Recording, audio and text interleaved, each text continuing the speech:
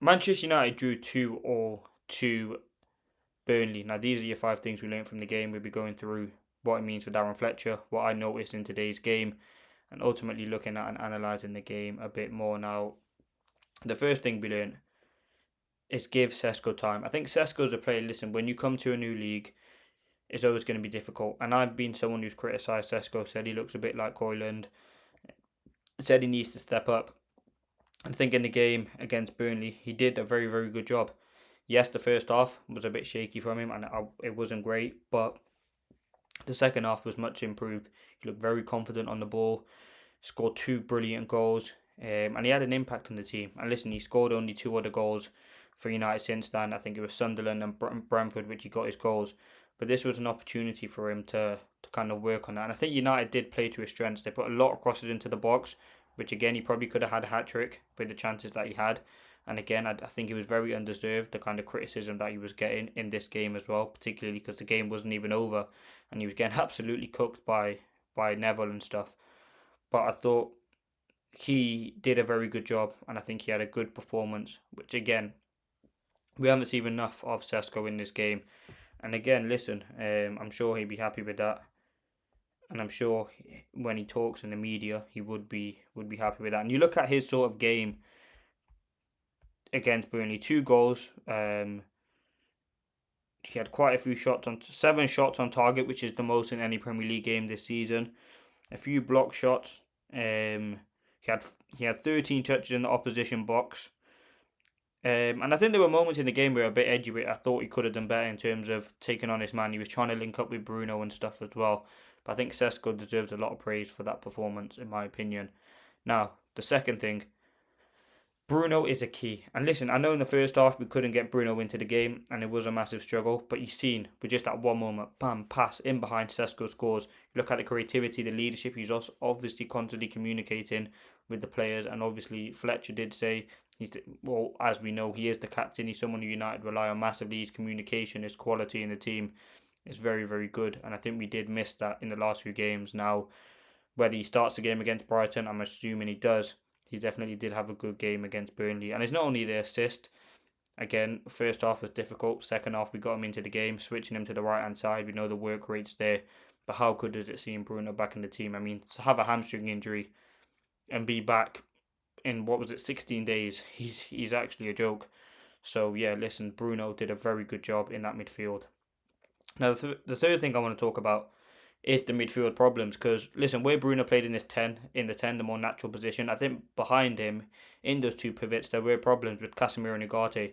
That first Burnley goal is very, very important in the complex of the game, and the way that Casemiro is what someone you would expect an inexperienced player to do, not a five-time Champions League winner to do. And I know, listen, there was a slight moment in concentration. They do happen, but again, it is costly, and again, he just lets the player run off him. I'm not putting any criticism on Aiden Heaven in this game.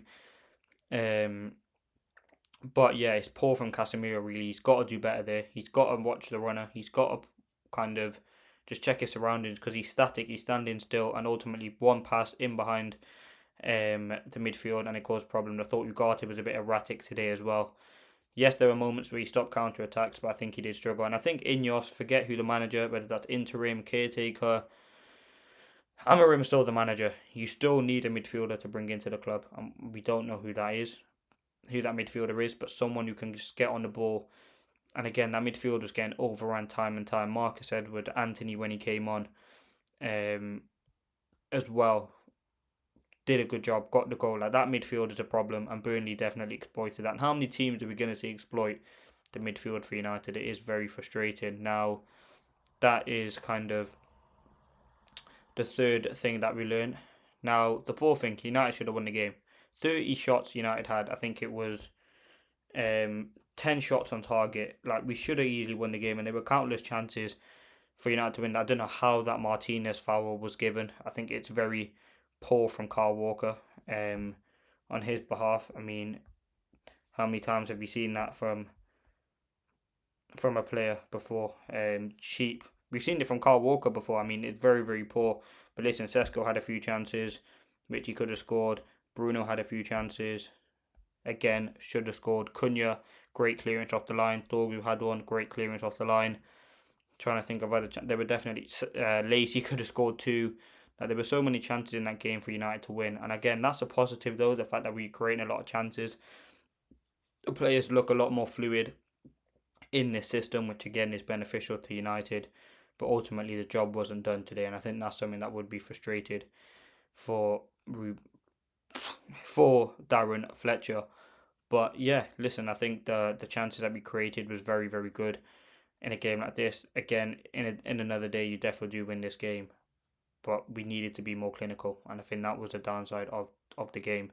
Now, the fifth and final thing, let's talk Darren Fletcher, because listen, I'm sure Darren Fletcher would be not happy with the result, but happy with the performance and the way in which the players went out in the game. Yes, it's not good enough to not beat a Burnley side, but you look at the circumstances that Manchester United find themselves in. Again, regardless, we should be getting a point or more than a point at Burnley. But the players in down tools, there were tricky moments in the game. And again, what's next for Darren Fletcher? He will probably get the Brighton game because it is such a quick turnaround. And again, let's just see if he can go out, same performance, and just get a different result. It was good seeing players like Mount, Mainu, Bruno return. Maguire was back in the squad, so we are starting to get the team together. But I think today against Burnley would be a great experience for Fletcher more than anything. And again, I think he'll take that and use that in his career. But yeah, I think he will be frustrated. A win was definitely there for Manchester United. There were moments there. But they're the five things that I learned from the game.